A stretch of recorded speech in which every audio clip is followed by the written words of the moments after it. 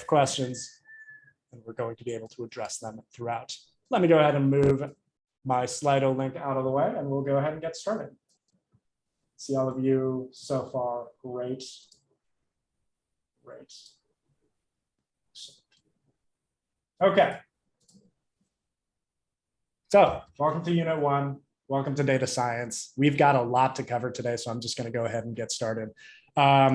This is a recorded session, so if you feel like you've missed any material, if you've missed content, if for whatever reason you've been disconnected for whatever internet purposes, don't worry. This guided lecture is all going to be recorded throughout.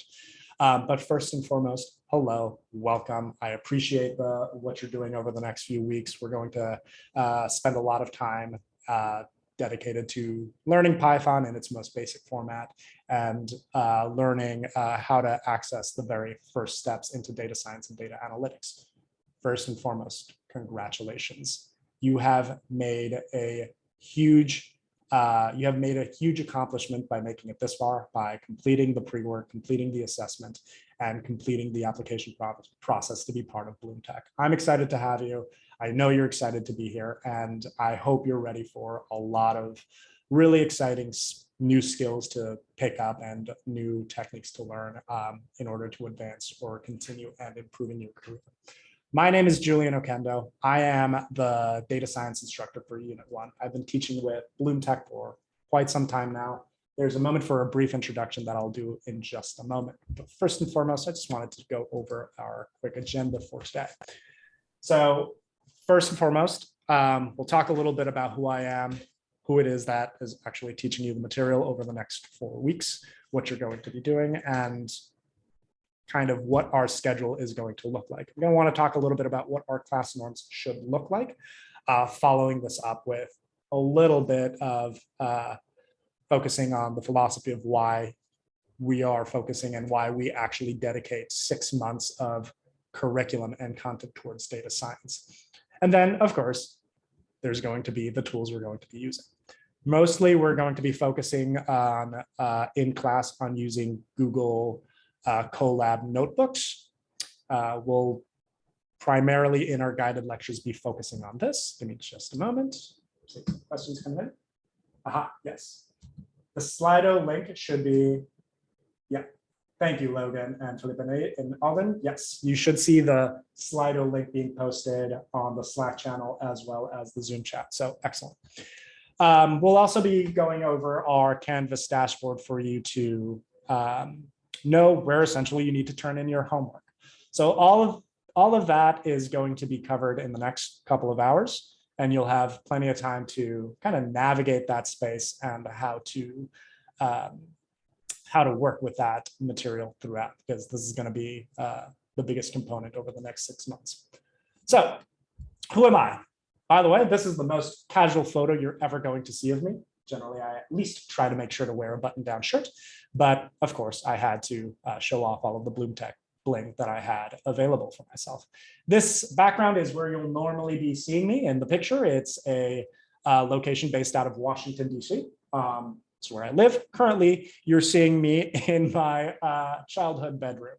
You are one of the few classes that will have the chance to see me in this space. I occasionally travel to Puerto Rico, visit family, kind of do some errands while I'm here. So you're seeing me in my general, more casual background currently. I am a former restaurant manager and a tech boot camp graduate, very much like you are currently going through this process. I've been in your shoes. I've been through the process that you've been going through.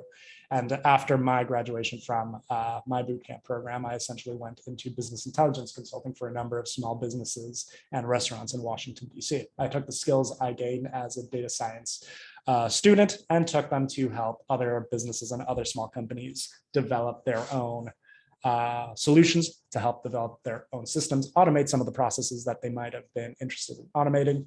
And so my background comes mostly from working with smaller companies and working with a series of different enterprises on a small scale. I am, after a year or so that, I essentially went into teaching, both for BloomTech and General Assembly, another bootcamp program of which we are fairly familiar with, of which I'll have some stories to tell throughout. But essentially, I have taught groups from big consulting firms, whether it's Booz Allen, whether it's Kinsey. I've worked with a number of different students. I've worked with scientists from NIH, essentially a lot of different individuals. And my favorite focus has been working with a lot of folks, much like you, who are interested in doing career changing or essentially taking the first steps into the tech industry career. I generally do scuba diving, and that's essentially what my focus is while I'm here in Puerto Rico. And I will make sure to share my LinkedIn with y'all after the end of class. Clearly I did. So what should you expect from this class session? Well, expect to work hard. This is going to be a 6-month, fairly intensive program. Does that mean that it is not flexible? No, we do make sure to offer as much flexibility for you to continue living your lives. 6 months is a long time. A lot of you have jobs to navigate while also navigating this course. We'll talk a little bit about what the expectations are going to look like as part of our class. So what I am going to expect from you is to make sure to attend or view the lectures on a daily basis. We'll talk a little bit more about that in just a moment. Like I said, these lectures are recorded, so you will have a chance to review them or see them if you're not able to attend the 9 to 11 class sessions that we'll be having on Mondays through Thursdays. This will be the norm for the next few months.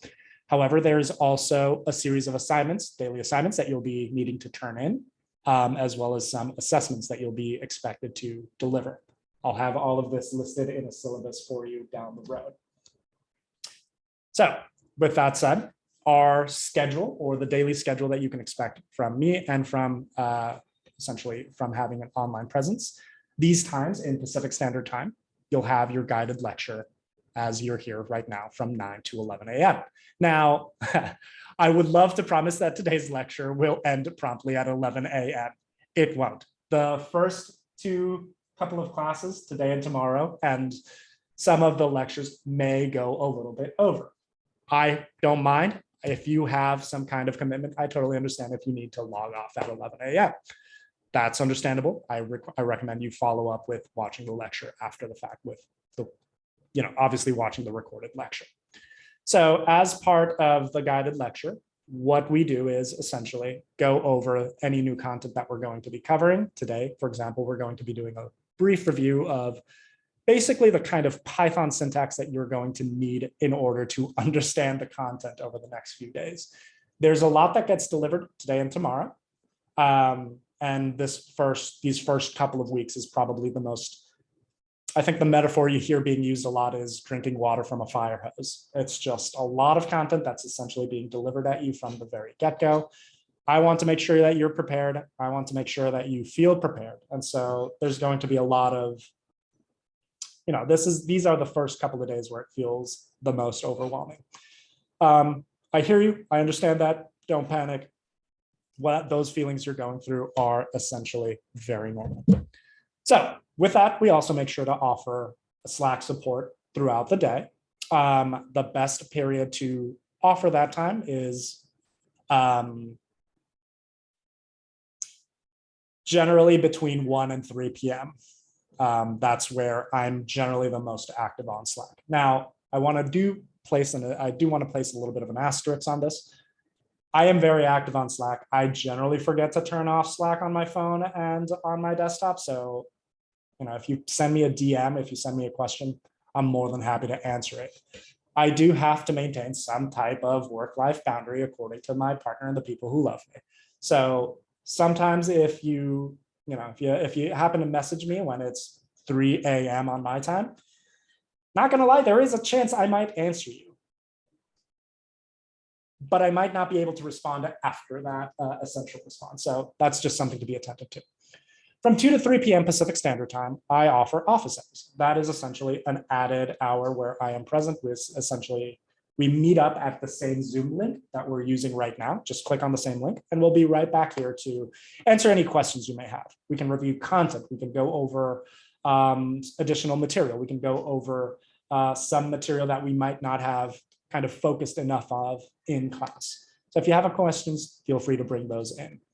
From 3 to 5 p.m., that's immediately after office hours, my colleague Nivedita Chandru will be online to offer Slack support. Essentially, she will introduce herself on Slack and will essentially be able to answer any questions you may have. Now, it is limited to Slack support. Again, this is essentially to remind you, you have a huge team of people. Generally, you have at least 2 instructors available at any given time to offer you advice, to offer you help. Because we understand that this is a huge challenge. It's a whole new language that you're learning, and this is a whole new set of skills that you're going to be embracing. So what do the next 4 weeks look like? Well, the next 6 months are essentially split up into 6 different units. You're currently at the very start of Unit 1. Unit 1 is very much focused on the introductory capacities of learning Python, learning the basics of hypothesis testing and very basic statistics, and then of course the introduction to linear regression. We'll have a syllabus. I'll show you where the syllabus or how you can access the syllabus on your dashboard. Now, what does your day-to-day look like? Well, from Monday to Thursday, it's going to look exactly like this. From 9 to 11, I'll be here. You'll be hearing me talk a little bit. We'll be going over a notebook together. We'll be essentially processing a guided lecture. You code along with me on Google Colab notebooks. We'll talk about how that's going to look like in just a moment. And then starting from Thursday to Friday, so Thursday at 5 p.m. Pacific Standard Time, you'll have your first shot or your first 24-hour window of your sprint challenge and sprint assessment. What that is you can think of it as the test that comprises everything we've covered throughout the week. So that assessment is a project that is very similar to the module projects that you'll be starting to work on today. This is going to be a Jupyter notebook. You're going to fill out and answer all of the questions and all of the tasks that are present on that notebook, and you'll essentially be submitting this notebook into Canvas and CodeGrade. We'll talk about that in just a moment. This is going to be what you can expect for the first 3 weeks. So this week, next week, and the following week, pretty much just focusing on module projects and your sprint challenges. On week 4 is going to be the first of your, what we refer to as build weeks. This is going to be a week where you're not necessarily going to have guided lectures. You're going to have time to review the material and the content that you've had to work on throughout the last 3 weeks. And on that week specifically, you're also going to be expected to start practicing and training for your general coding assessment. And we'll talk about that more a little bit later. But the general coding assessment is essentially a test that you will be applying your Python, the Python skills you've worked on throughout, and you'll work on improving up until that point. And essentially your sprint challenge for that last day is going to be taking the official general coding assessment. Again, we'll address more of that later on. So what does that mean as far as the metrics you need to pass this unit? Well, the unit itself is based on a pass-fail basis. That means that every week, your sprint challenge, that technical sprint, will be quote unquote graded on a pass-fail basis.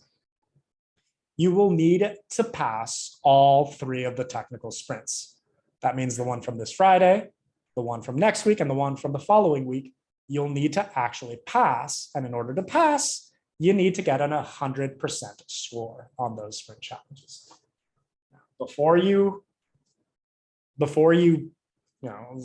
that expectation gets thrown out of, before we let things get out of hand, this is getting a perfect score on this sprint challenge is not as complicated as it sounds. If you submit your module projects, if you practice getting that perfect score on your module projects, you'll be able to fairly easily get that 100% score on those sprint challenges. It is very much a review of the week of the content that we've covered over the last week. And to be honest, you'll have access to assistance from me and the other instructors, as well as a specific resource in CodeGrade in how to navigate these sprint challenges. And we'll talk about that in just a moment. One of the things that is necessary for you to notice as part of those of you who signed up for either an OBL based loan, whether you're doing whether you paid upfront, however you signed up for the economic investment that you took in signing up for BloomTech, is that for these first 2 sprint challenges, you must have made an attempt of submitting these sprint challenges by 5 p.m. on Friday of the sprint that they are assigned. In other words, you will have a chance to resubmit, and you will have a chance to kind of retake these tests and take these assessments. But for those of you, because there's an economic investment applied to your to the investment that you set up with as part of BloomTech, we do want to make sure that we are tracking your submissions into Canvas and into CodeGrades to know that you are engaged, because the idea is we don't want to accidentally charge someone who might not actually be participating in the course per se. We'll have plenty of chances to address this or address the specifics of this, but I just want you to be aware of that. If you are intending to take part in this unit and the next 6 months, you want to make sure that you are actively engaged on a daily basis. So the big note that you want to know is that if sprint challenges 1 and 2 are not submitted on the Friday that they are assigned, or if there isn't a submission on the Friday that they are assigned, you will be withdrawn from the course before week 3. There's a note about flexing a unit. Let's go ahead and put a pin on that. The other portion of how to pass a specific unit or how to pass a specific week is that you are required to also get 80% on the sprint assessment. This is a multiple choice quiz. You'll have plenty of chances to take and pass this sprint assessment. Again, this is something you can either reattempt later on in the unit, but the idea is that you still need to complete all of the assessment and all of the sprint challenges within the confines of that first unit. In other words, you have an entire month to get all of the content and all of the required material done as expected with it, like as it's detailed out in Canvas. So you really have a month to get all of this done, but it is important that you make sure to aim for those 80% on the sprint assessment and 100% on the sprint challenge. All right. The summary for this is going to be available on Canvas. We're going to show you where Canvas is. Let me go ahead and take a moment to look over some of these questions that you might have so far. Yeah, we are 6 months. I feel like I might have missed a question here. So no, this is a 6-month course. Philippa, if you got 9 months from someone, you might want to reach out or send a support ticket on the hub to double check on this. So let me go ahead and give that one a quick click. Do the recorded lectures ever go away? As long as you have access to Canvas, you'll have the link to the recorded lecture. So while you are a student at BloomTech, you'll have access to these records. After 6 months or after a year, these are, where do I host this? Yeah, these are hosted on YouTube. So once you have the link, you'll have access to that. You'll have access to that link forever, as long as the YouTube videos don't get taken down. So I'll make sure to share the links to the recordings both on Slack and on Canvas, so you'll have access to both. So great question. Will there be times that you have to do work on Saturdays or Sundays? So not necessarily. If you complete and you get 100% on your sprint assessment and 80%, if you get 100% on your sprint challenge and 80% on your sprint assessment, you're done for the week. What I recommend, because we have availability, we open up the sprint challenge and the sprint assessment on Thursday night. As long as you're able to complete the work throughout Friday, particularly for those first 2 weeks, you'll definitely have enough time to complete those sprint challenges throughout. So for unit 1, you won't have to do work on Saturday or Sundays. Now, starting unit 2 and unit 3, once you start working on your own personal projects, a lot of it depends on how you schedule yourself. Like, the expectation isn't that we provide the assignments in ways that you can essentially have the weekends to recover and relax. And I do recommend that you take those weekends to recover and relax. As a former student myself, and even as an instructor, like, sometimes weekend work happens. However, if you're able to schedule accordingly, you should be able to get all of this done throughout the weekday. But the idea is that we don't schedule work on Saturdays or Sundays. There's a 2-week break in the calendar in March.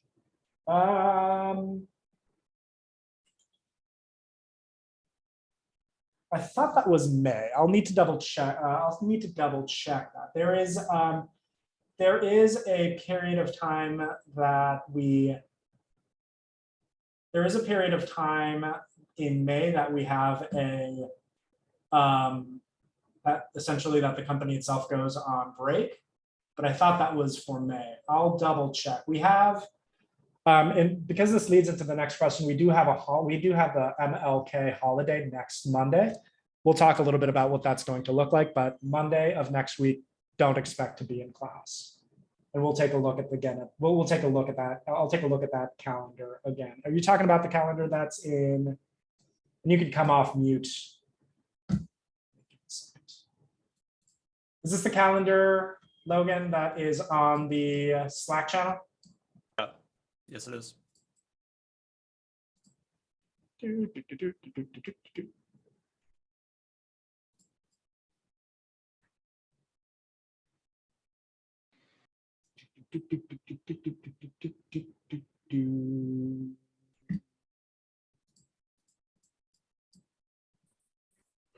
Yeah, I'm definitely seeing the same thing. Like, I don't see anything listed on this calendar. Is that what you're seeing? Yeah, pretty Okay. much. There's just 7th through the 18th is nothing. Okay, I'll get back to you on this. I'm not entirely sure. I also need to make sure. This calendar may be out of date.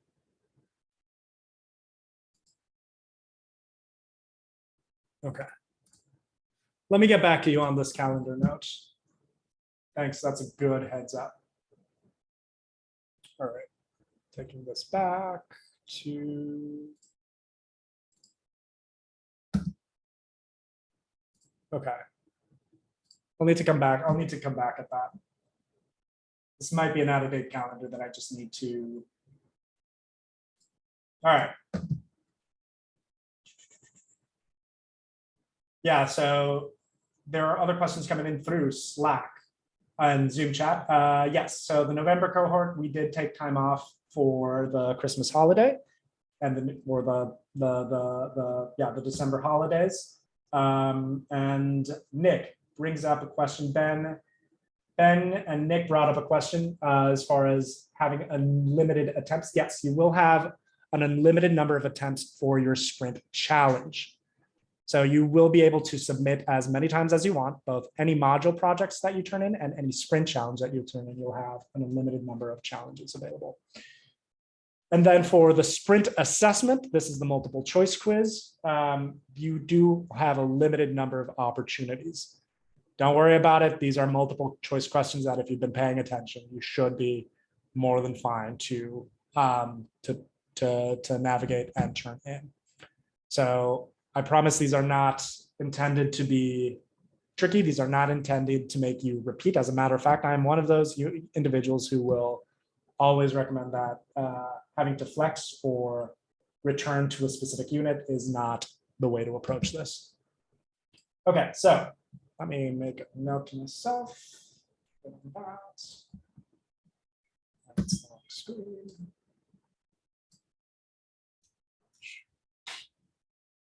So thank you for that question. Let's see. So is this sprint 1 and 2 for every unit or just the first unit? This is just for the first unit. This is specific to unit 1 because it is intended to to answer your other question, make sure that there aren't learners who have financially committed to this to the program to not have to pay money at the end of that second week. So a lot of this is going to depend on what kind of financial arrangement you made with BloomTech or with the application process. So for specific questions to your specific individual contract, you can reach out on the hub you can reach out through a support ticket on the hub to address these specific questions. So for anyone doing one of the either the loan or paying upfront, there is a amount of money that is due at the start of sprint 2. This might be the question of when you owe money to BloomTech is very much on an individual basis. So in other words, you need to submit your sprint challenge and a sprint assessment at the end of sprint 1 and at the end of sprint 2. Because again, if you're not actually active in class, we want to make sure to remove you from class. Okay, so to summarize, the sprint challenges are a cumulative overview of the module assignments. That is correct. Difficulty somewhat compounded to show mastery of all the module skills. That's exactly right, Anonymous.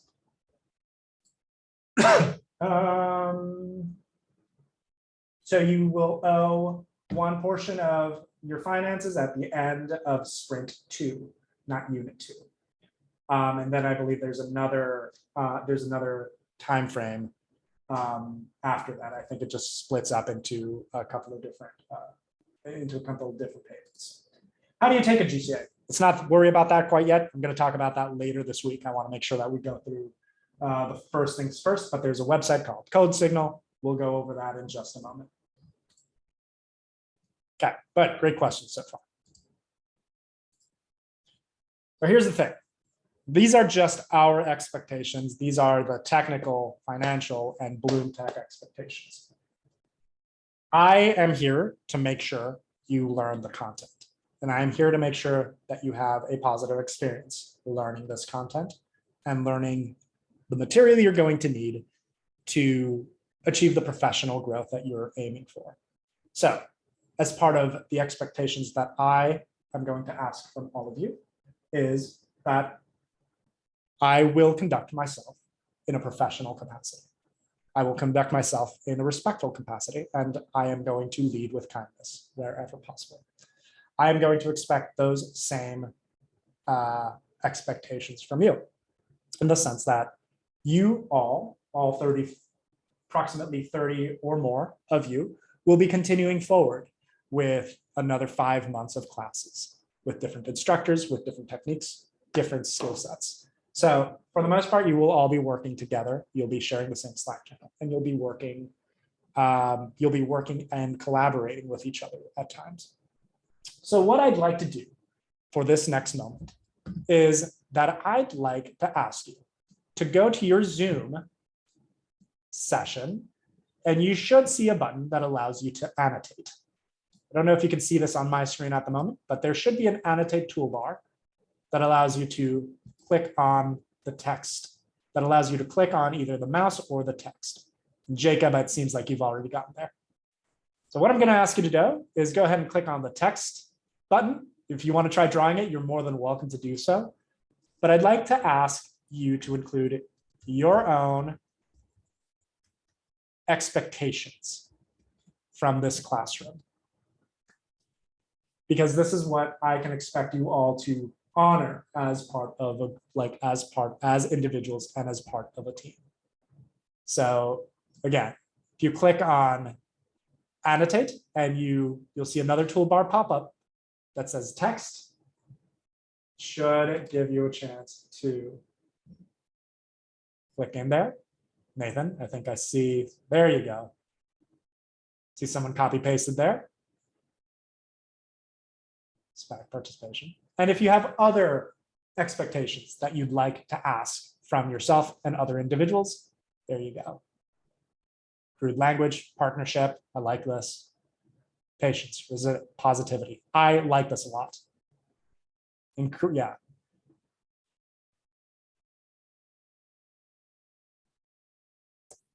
Sorry, where is the annotate button? Sure. So if you click on, you should see, if you go to your Zoom window, you should see a right up, like either to the bottom of your screen or to the top, you'll see like a little green bar that says something screen sharing. It should pop up and you'll see like a mute button, the same place where you click the stop video or the mute button. Towards the right, you'll see a button that says annotate. And when you click on annotate, you should have a bunch of different options pop up. The one that you should look for is text. Got it. Thank you. Yeah. Gonna give you another minute or so to include that.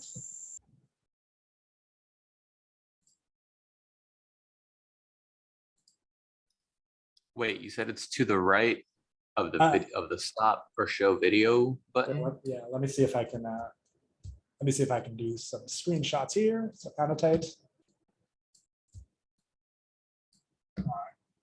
I'm gonna share because the toolbar doesn't pop up when I'm sharing the screen. I'm gonna go ahead and share this on Slack.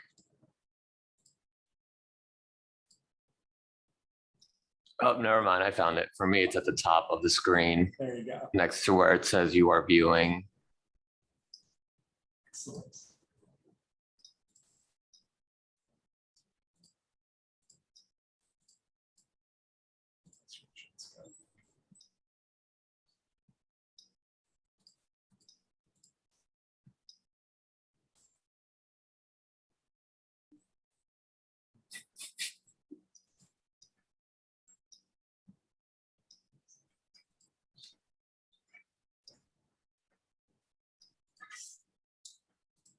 Great.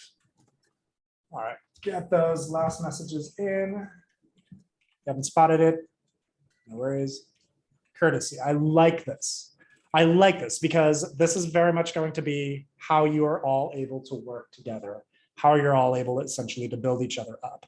The next few weeks are really, and I appreciate this one on the top left, cultural choices. Yes, teamwork to make the dream work. I like, there's one kind of in the middle, selflessness, and don't be afraid to ask stupid questions. There are no stupid questions, not in this class. There are, like, what I'm here to do is essentially offer you advice to any questions you may have, because the idea is to focus on as much growth as possible. Now, as part of the learning experience, however, I do want to encourage you, and what I'm going to also make sure to teach you is essentially how to ask questions from the very beginning and know how to ask a very specific set of questions. All right, and Felipe, I can see we've got a nice set of decorations as far as faces go. So let's go ahead, and I'm going to go ahead and make a copy of this contract or this screenshot, something we can always go back to when necessary. There you are. All right.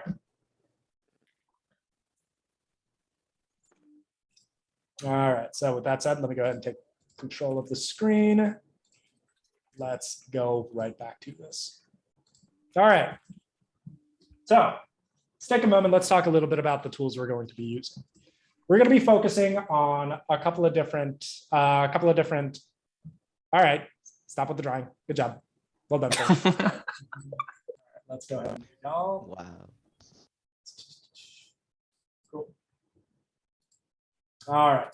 So next and for the next few steps, we're going to talk a little bit about the tools you're going to be using as part of this class. You're already fairly familiar with Slack. I actually do want to commend all of you from the very get-go. You are probably one of the first cohorts that I've worked with that when I walk you through, or when I asked you to submit icebreaker questions as a thread, I don't think anyone actually answered a question outside of the thread. Or if so, you corrected very quickly and were fairly strong on answering in the right location. So kudos to y'all, good start.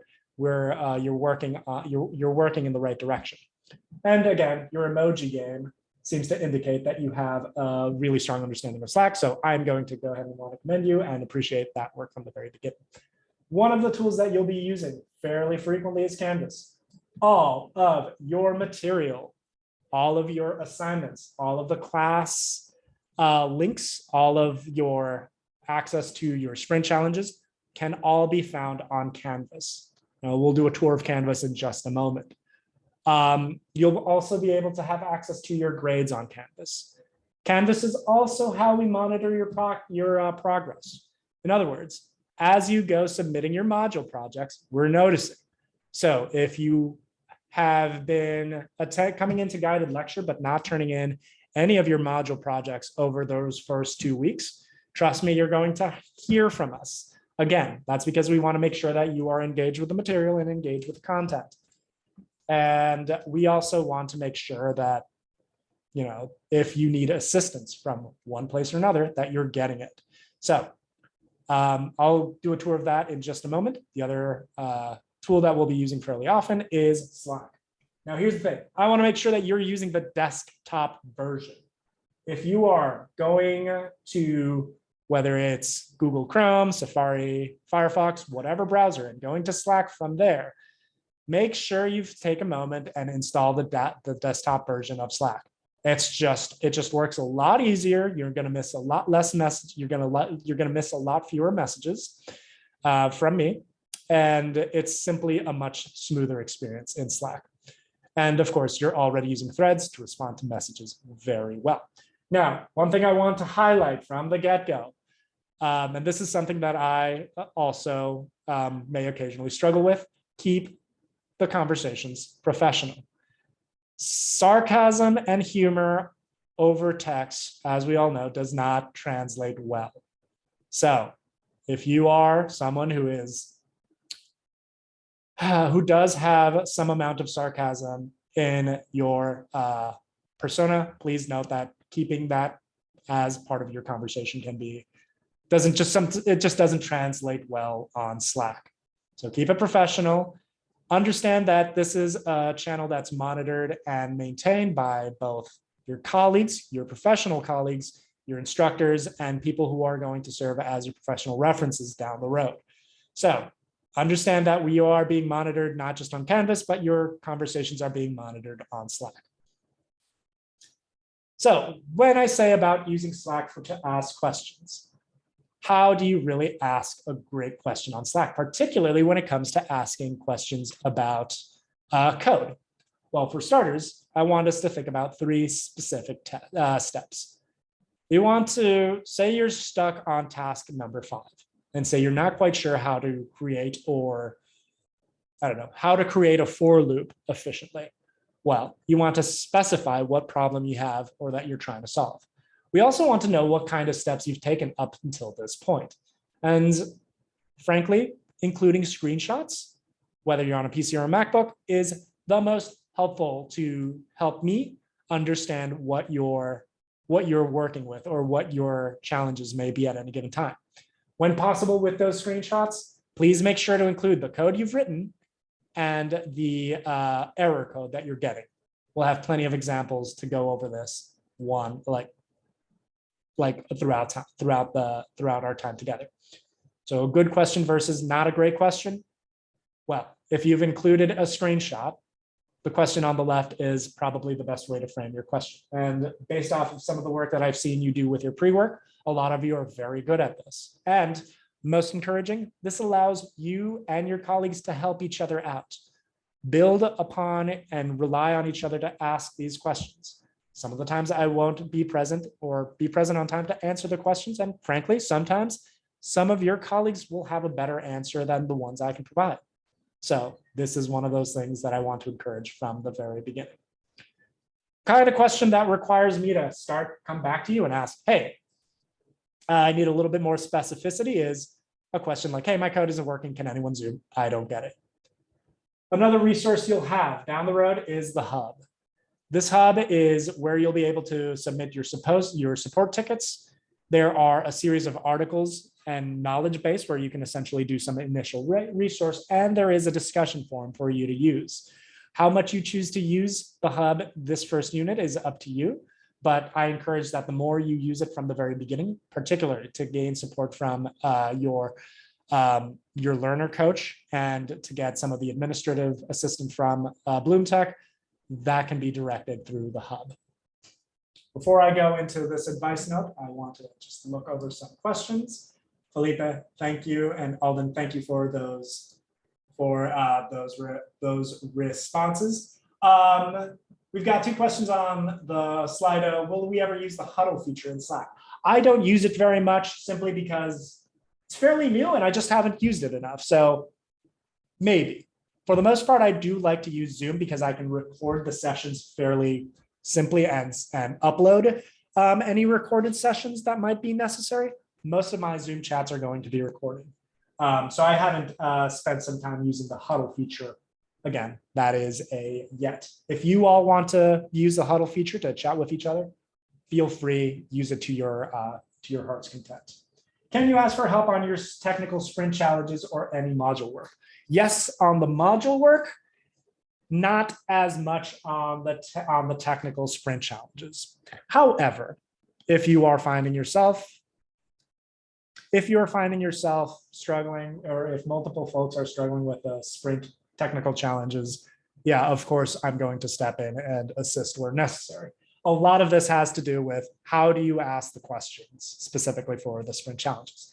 I will do my best never to just give you the answer. I will try to lead you in the approximate direction of the correct answer. So that being said, I encourage you to do the same thing for each other. We're here to learn together.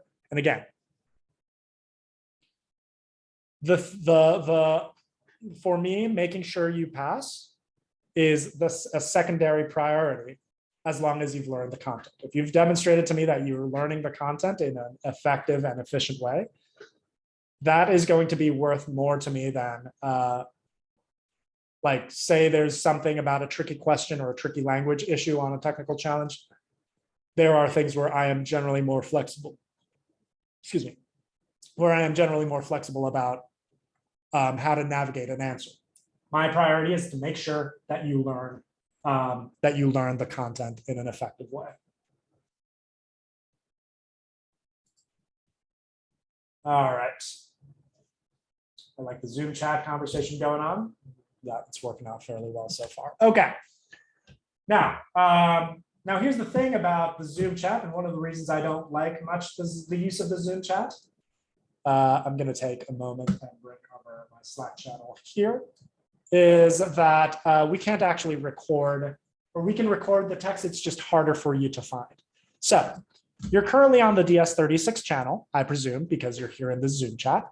I also want to make sure that you have access to the DS36 help channel. DS36 help channel, there we go. So I've shared the link to this channel on Slack. So if you want to have questions, or if you want to bring up questions about the technical challenges, the module projects, any questions you may have that you want to address with your colleagues or with other individuals, I recommend you access that channel or you post your questions on that channel.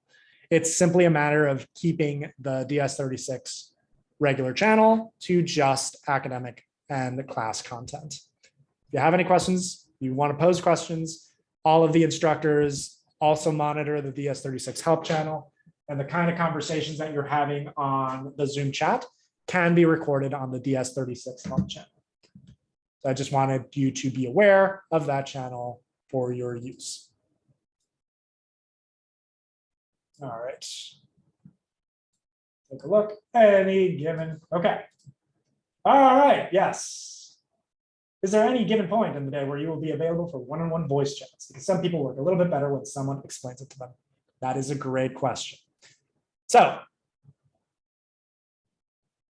share and discuss, and where we can discuss projects. Okay, so I'm going to answer both of these questions with this next slide.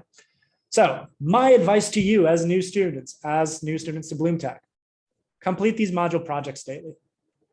Again, we monitor your submissions. We monitor to make sure that your module projects are being submitted on a daily basis. Aim for that 5 for that 100% perfect score on every single module project. I'll show you how we're going to go about doing this, how you're going to submit those materials next. But aiming for that perfect score from the very beginning is going to be your best resource. Office hours are, of course, amazing. We come in together as a group. We have more casual conversations where we review the material. Again, these first couple of days, you're experiencing something new. For some of you, this is the first time in a classroom in a long time, maybe from high school, maybe from college. This is very different. It's a very different experience of having to get used to. Those first 2 days and those first 2 weeks are the hardest in this unit and in most units down the road. So feel free to ask questions. With that said, let me put a pause on this next slide, and I'm going to go back to the Slack channel to answer the 2 questions that just came up on the Slido. So, if you would like to do a one-on-one meeting with me, I have a Calendly link ready to go on the Slack channel, bookmarked at the very top. So up here on DS36, you have access to the calendar, which I think I may need to update or remove or change. This guided lecture Zoom link, we're going to be using the same Zoom link every day for both office hours and guided lecture. This is pinned to the very top. Up here on the right is the one-on-one Calendly link. You can click on the link and it'll take you to a Calendly link for a 15-minute meeting. It's pretty straightforward. These are all of the dates I have available to meet with you. As you can see, I'm available Monday through Friday. As long as you schedule a meeting with enough heads up, it'll pop up on my calendar, and I'm more than happy to meet with you one-on-one. So this is the way that you can schedule a one-on-one meeting with me. If there's a scenario, particularly while we're having a conversation on Slack, where it just makes more sense to meet face-to-face, I will happily send you a Zoom link. Cool.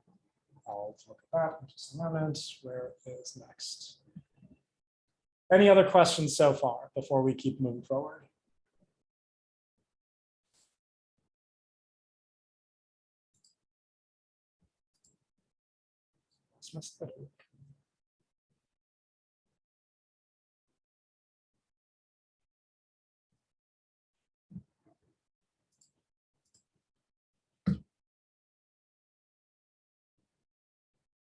Okay, let's go ahead and present that. Where did you go?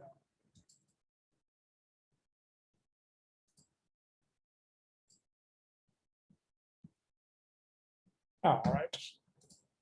So we'll go back to this in just a moment.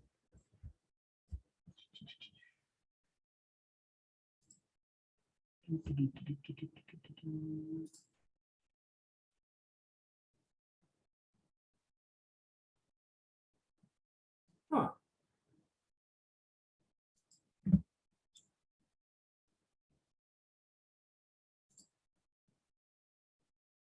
Slido link.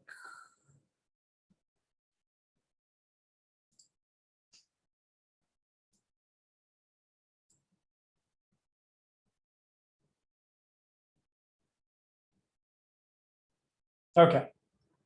So let me take a look at some questions that popped up on Slido. We finished a module or sprint and have time on our hands. Can we get a head start on the next module sprint, or are they limited to the day they're assigned?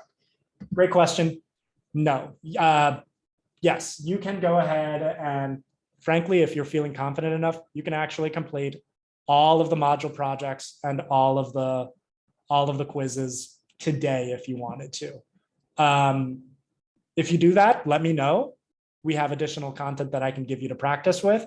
I don't recommend necessarily doing that, because essentially you miss out on the day-to-day process of kind of looking over other content that might not be available to. With that being said, the module project for Sprint 3 Thursday, the last module project that we'll be doing as part of this course, still hasn't been quite completed. I'm still working on that one simply because it's a new class that we are intending to teach as part of Unit 1. So as far as completing all of the module projects, you can go ahead and get a head start on tomorrow's or the ones from next week. But the only one that isn't done is the one from the last day. So that's a great question. And they are not limited to the one that you're assigned. The sprint challenges are only available on the Friday of that particular week. When it becomes available, it's still available for the following weeks. So you can still go back to it whenever you'd like. Yep. Good call on the Taylor Swift.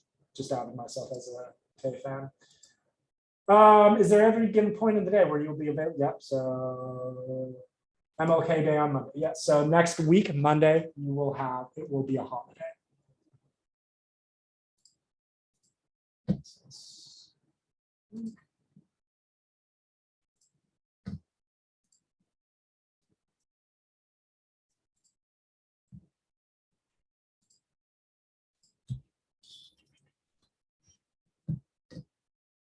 To log back into Slido to get all get these questions back.